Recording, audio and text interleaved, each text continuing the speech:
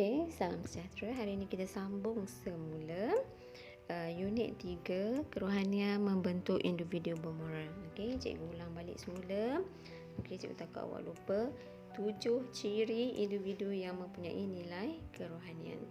Bila kita ada rohani yang bagus, okey, kita dapat membentuk individu yang bermoral. Okey, yang pertama ingat semula. Okey, pertama saling menghormati, berani menegakkan kebenaran, adil, berpegang teguh pada ajaran agama atau kepercayaan. Kita mesti bersikap jujur, sayangi diri sendiri, okey, sayangi diri sendiri dan bersyukur dengan kehidupan. Okey, kena ingat 7 ciri ini. Okey, bukan sahaja ingat tetapi amalkan dalam kehidupan seharian. Okey, baiklah. Baiklah, kita sambung. Okey, tajuk yang seterusnya iaitu kepentingan nilai kerohanian bagi membentuk individu bermoral. Bila kita ada nilai kerohanian yang bagus, okey, kita dapat membentuk individu yang bermoral. Yang mana bila kita individu yang bermoral ni, kita dapat membuat pertimbangan. Kita boleh berfikir yang mana yang baik, yang mana yang buruk. Okey, bukan saja boleh berfikir dengan baik buruk, tapi kita juga boleh mengambil tindakan yang sewajarnya. Baiklah. Okey, kita tengok nilai yang kepentingan yang pertama iaitu membentuk insan yang berkepribadian yang mulia. Dapat melahirkan awak.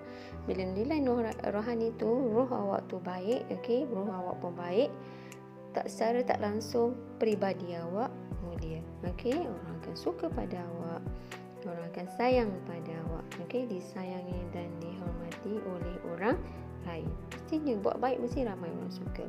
Tapi kalau kita buat jahat, orang akan kesannya akan dihina. Jadi berfikirlah, buatlah kebaikan. Baik, kita masuk yang seterusnya, yang kedua.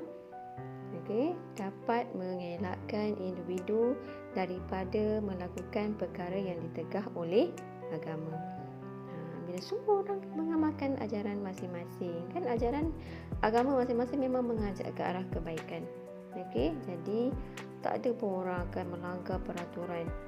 Okey, jadi secara tak langsung hidup kita akan hidup dengan lebih harmoni. Okey, tak ada pergaduhan, tak ada kecurian. Jadi lebih harmoni dan sejahtera. Baik, kita masuk yang seterusnya, melahirkan individu yang berfikiran rasional.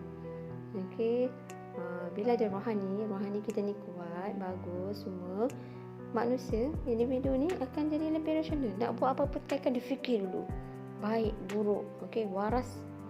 Tindakan tu adalah dalam keadaan yang lebih waras, wajar. Okey, jadi keputusan yang diambil tu selalunya tepat, keputusan yang tepat. Okey, baiklah, seterusnya, kepentingan yang seterusnya ialah kita dapat menjadi suri teladan. Awak tahu kan perkataan suri teladan ni ialah contoh ataupun idola kepada orang lain.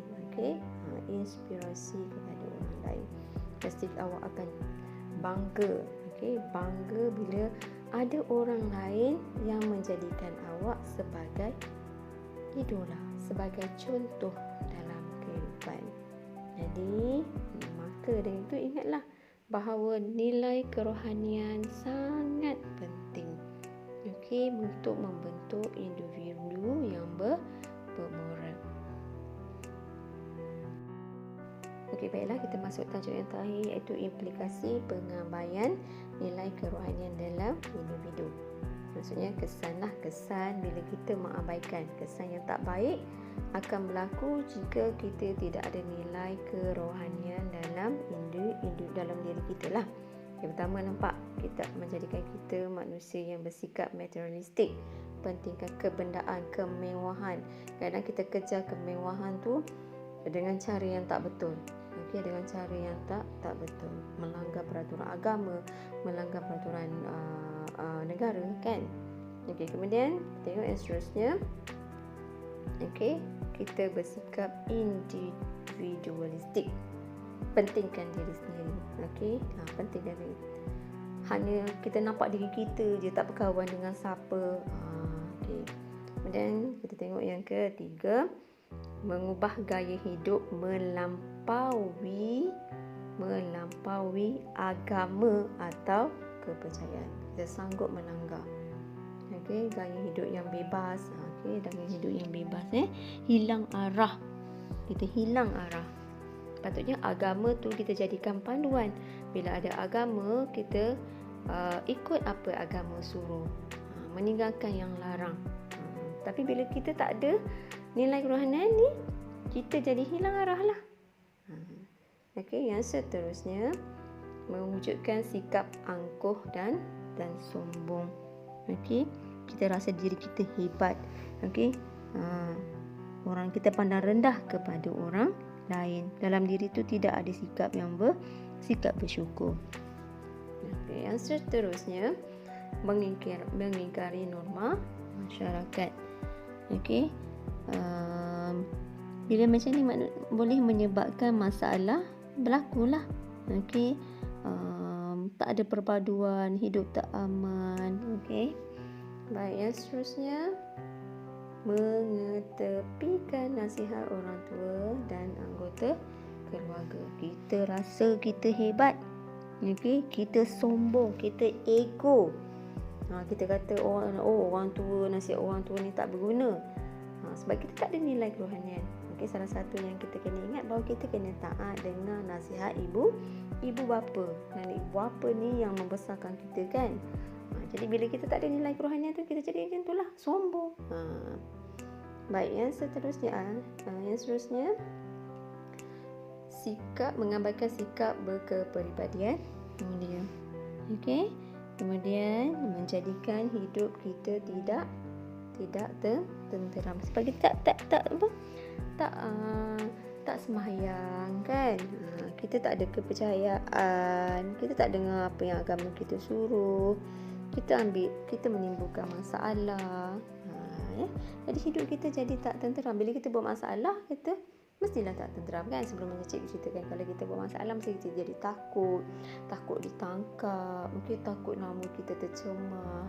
Jadi kita perlu ada, kita perlu ada dalam diri kita ni nilai kerohanian. Dalaman kita, roh kita kena kuat. Supaya apa? Supaya kita dapat jadi individu yang bermoral. Perlu mengamalkan nilai kepercayaan kepada Tuhan. Kita perlu ada nilai hormat, baik hati. Barulah dalam diri kita ni ada rasa sayang, ada rasa tanggungjawab, bukan saja pada diri sendiri dan juga kepada orang lain. Perlulah kita sebagai individu yang ada nilai kerohanian ni perlu bersyukur dengan kehidupan yang telah kita miliki. Baiklah, semua pelajar, sila buat latihan di muka surat 42. Latihan A. Tajuk berita dalam talian di bawah memaparkan masalah sosial yang berlaku dalam kalangan remaja. Tengok pelajar dipukul hampir 2 jam. Murid drama dibuli rakan. Pelajar perempuan tingkatan 3 ditahan kerana penyalahgunaan dadah. Ketagihan vape dalam kalangan remaja. Jadi bila awak baca semua tajuk ni, apakah perasaan awak? Yang kedua, bagaimanakah nilai kerohanian dapat mengelakkan remaja daripada terjebak dengan gejala negatif? Yang ketiga, ramalkan kesalahan yang berlaku sekiranya remaja mengabaikan nilai kerohanian dalam kehidupan. Dan soalan esei pula, sejauh manakah amalan nilai kerohanian mampu meningkatkan kesedaran remaja dalam melengkapkan diri sebagai individu bermoral? Tolong jawab dalam buku latihan. Tak perlu nak snap ke apa. Cikgu yakin, cikgu percaya awak akan siapkan latihan ni dan cikgu akan semak apabila kita naik cuti nanti. Tak lama dah. Jadi siapkan segala latihan-latihan yang telah cikgu beri.